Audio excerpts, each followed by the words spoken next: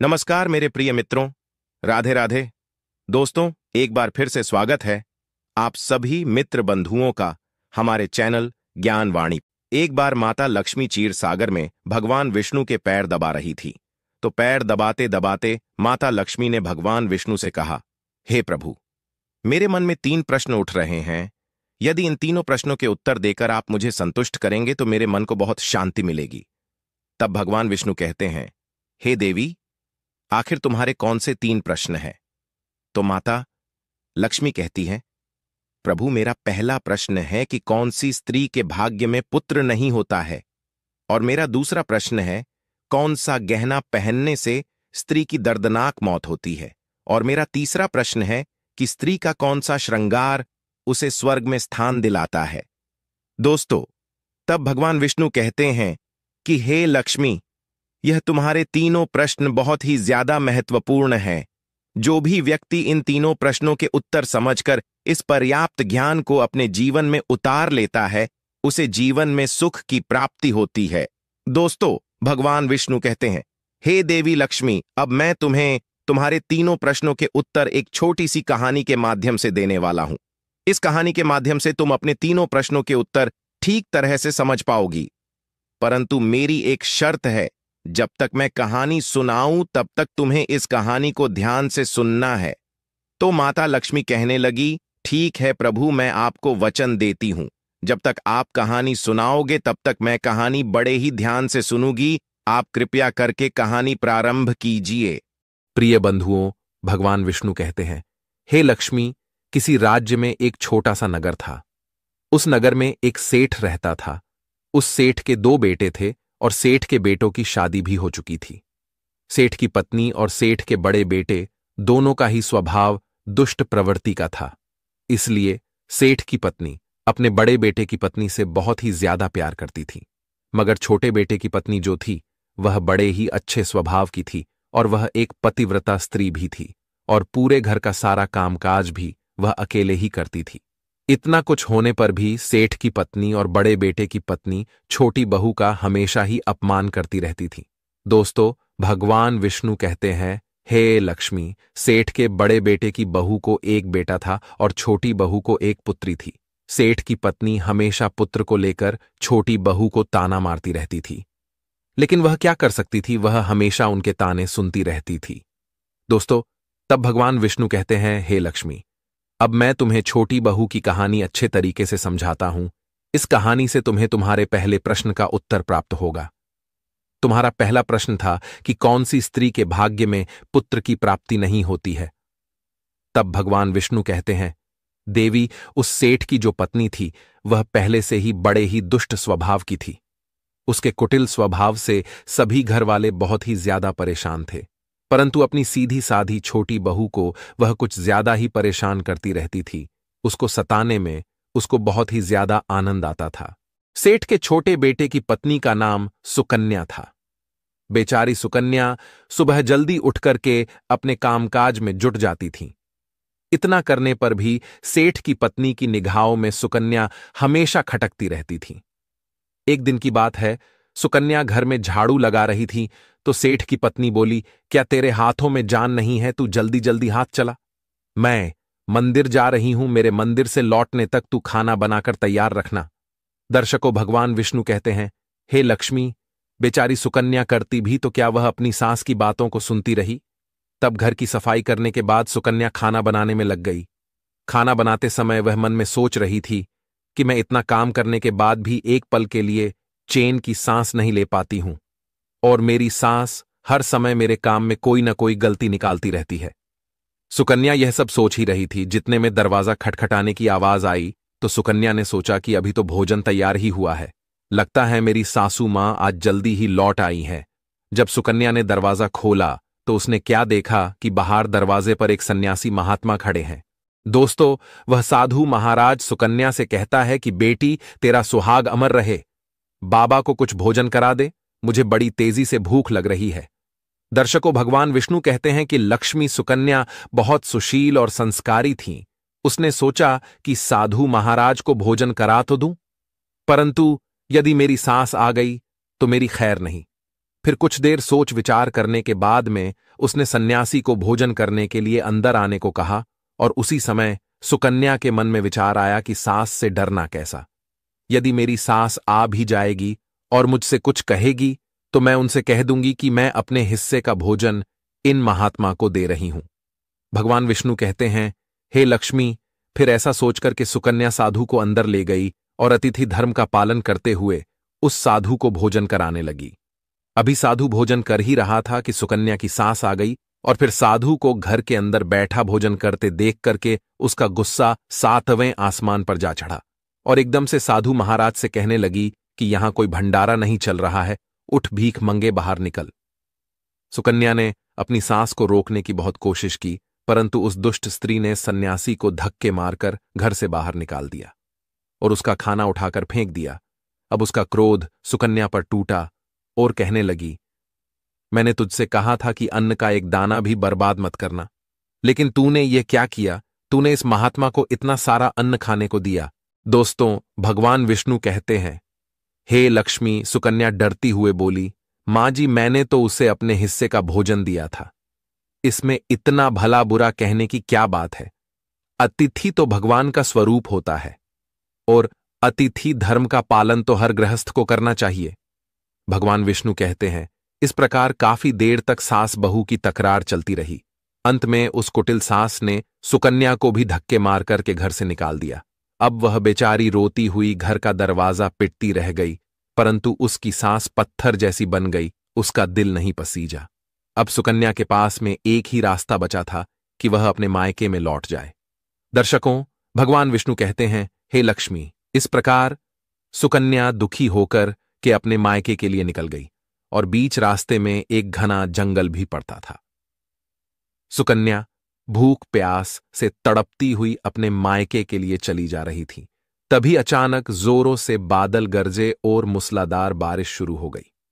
भगवान विष्णु कहते हैं, बारिश से बचने के लिए सुकन्या ने एक पेड़ की शरण ली, लेकिन वर्षा का वेग इतना तेज था कि बचना मुश्किल हो गया था। अब उसी पेड़ की जड़ में एक कोटर बना था। सुकन्या यह सोचकर उसमें घुस गई कि बारिश रुकने के बाद में वह बाहर निकल आएगी, और जब तक वर्षा हो रही है वह कोठर के अंदर बारिश से अपनी सुरक्षा कर सकती है। दर्शकों, भगवान विष्णु कहते हैं, हे लक्ष्मी। जब सुकन्या उस पेड़ के कोटर में घुसी तो उस कोटर के अंदर उसे एक साधु मिले।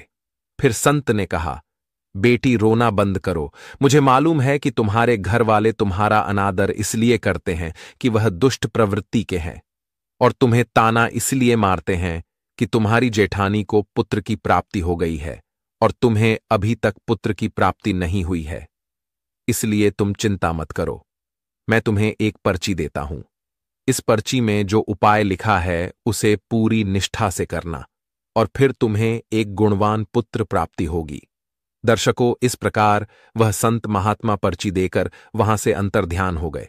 उधर जब वर्षा बंद हो गई तो सुकन्या को ढूंढता हुआ उसका पति वहां पर पहुंच गया, और फिर सुकन्या मायके न जाकर उसी जंगल में एक कुटिया बनाकर रहने लगी। भगवान विष्णु कहते हैं, हे लक्ष्मी।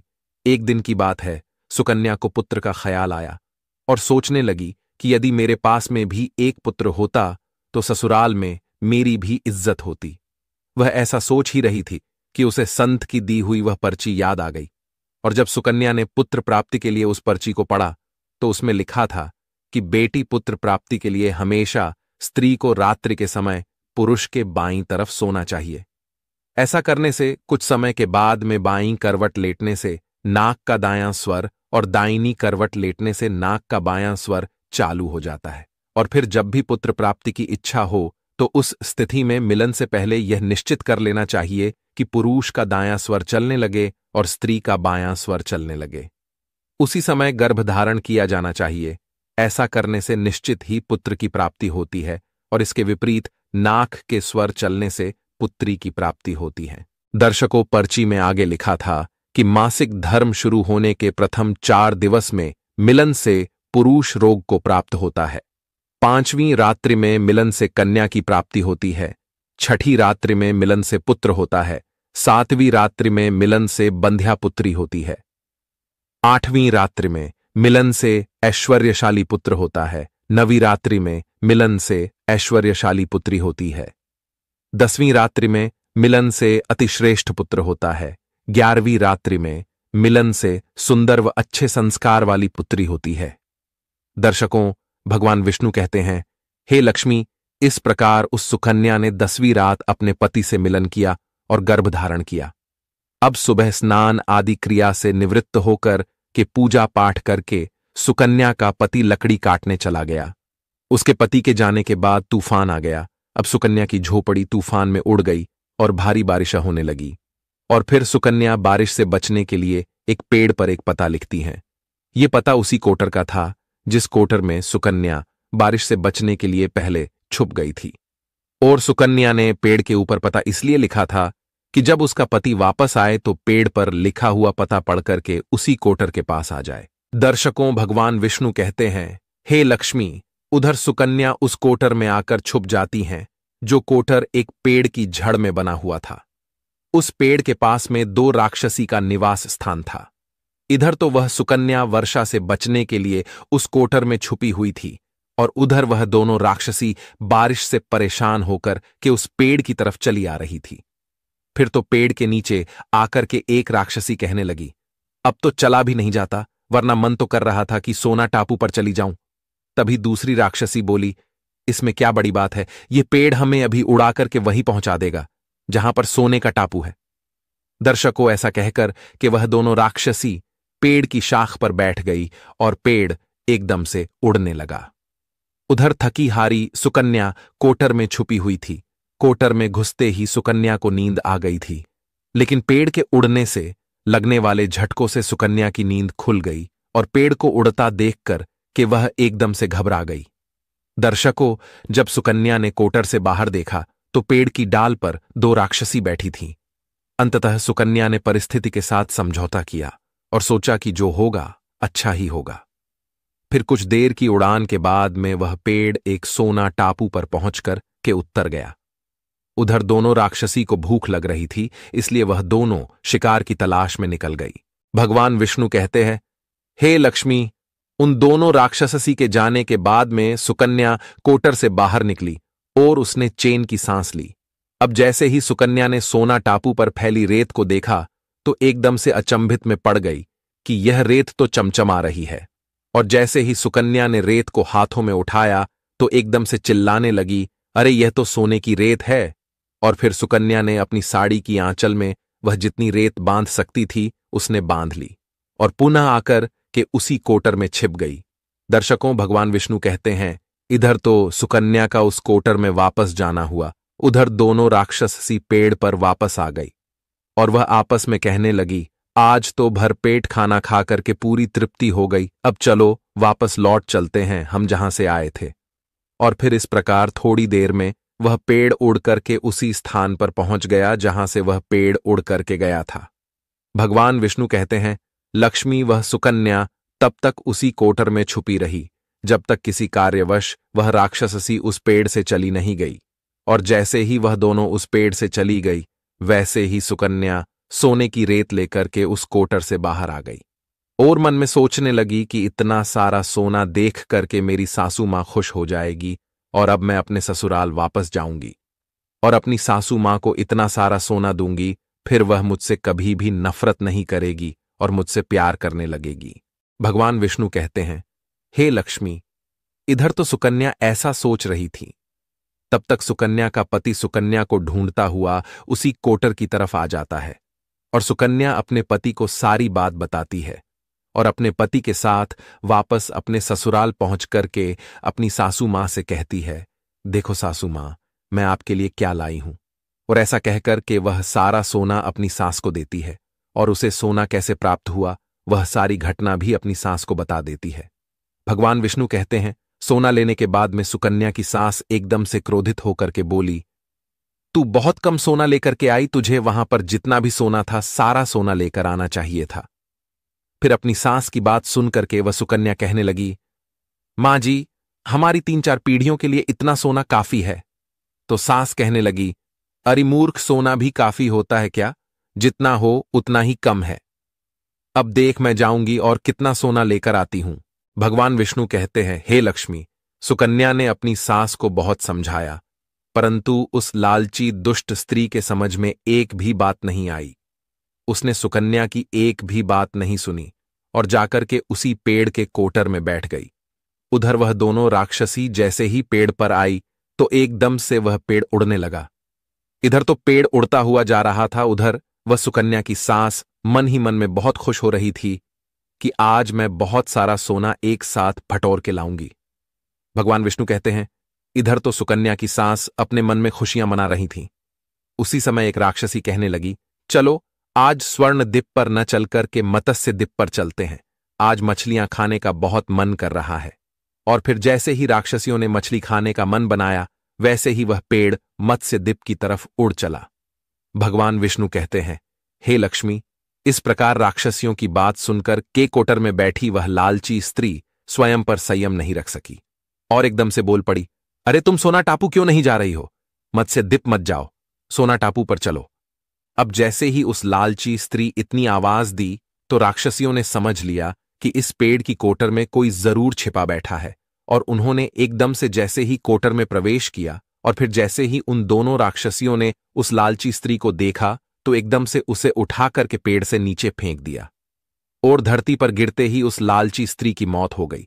अब जैसे ही सूचना उसके घर वालों को मिलती है तो उस स्त्री का पति यानी सुकन्या का ससुर सुकन्या के पास जाता है और उससे कहते हैं, बेटी, मैं तो उसे पहले से ही समझाता था कि तू ऐसा काम मत कर, कभी भी किसी को लालच नहीं करना चाहिए और बहुएं बेटी की तरह होती हैं, उनको प्यार देना चाहिए।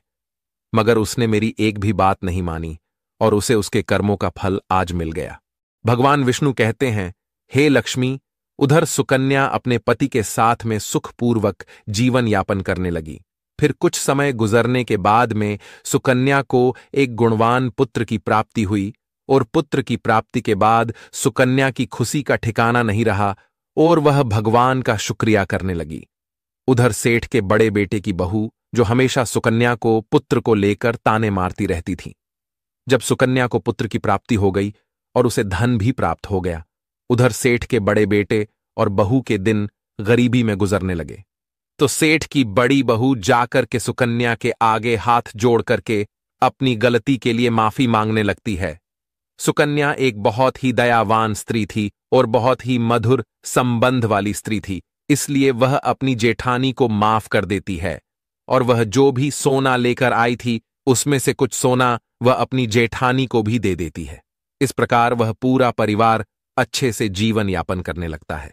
भगवान विष्णु कहते हैं, लक्ष्मी, इस प्रकार जब समय धीरे धीरे सुखपूर्वक व्यतीत होने लगा तो सेठ की बड़ी बहू का जो पुत्र था वह अवगुणी था, इसलिए उसने सारा धन अवगुणों में बर्बाद कर दिया और सुकन्या को जो पुत्र हुआ था वह बहुत ही गुणवान था। वह अपने जीवन में इतना आगे बढ़ा कि उसने अपने माँ बाप का नाम रोशन कर दिया। और फिर जब सुकन्या और उसकी जेठानी का जीवन समाप्त हुआ तो सुकन्या को स्वर्ग की प्राप्ति हुई और उसकी जेठानी को नरक में स्थान मिला। भगवान विष्णु कहते हैं, लक्ष्मी, तुम्हारा पहला प्रश्न था कि कौन सी स्त्री के भाग्य में पुत्र नहीं होता, तो समझ लो, संत के द्वारा दिए गए पर्चे के विपरीत जो कार्य करते हैं उनके भाग्य में पुत्र योग नहीं होता। भगवान विष्णु कहते हैं, लक्ष्मी, तुम्हारा दूसरा प्रश्न था कि कौन सा गहना पहनने से स्त्री या पुरुष की दर्दनाक मौत होती है, तो समझ लो, वह है लालच रूपी गहना, जो सेठ की पत्नी ने पहना था और खूब सारा सोना लाने के लालच में कोटर घुस गई और राक्षसियों द्वारा नीचे फेंक दिए जाने के कारण सेठ की पत्नी की दर्दनाक मौत हो गई। इसलिए लालच रूपी गहना कभी नहीं पहनना चाहिए। भगवान विष्णु कहते हैं, लक्ष्मी, अब तुम्हारा तीसरा प्रश्न था कि कौन सा श्रृंगार करने से स्त्री को स्वर्ग में स्थान मिलता है, तो वह चरित्र रूपी श्रृंगार, यानी कि चरित्रवान और पतिव्रता स्त्री। सेठ की छोटी बहू सुकन्या की तरह मृत्यु के बाद स्वर्ग में जाती है, इसलिए हर विवाहित स्त्री को पतिव्रता और चरित्रवान होना चाहिए। दोस्तों, आपको यह कहानी कैसी लगी, कृपया हमें कमेंट में जरूर बताएं। अगर आपको कहानी पसंद आई हो तो अपने मित्र बंधुओं के साथ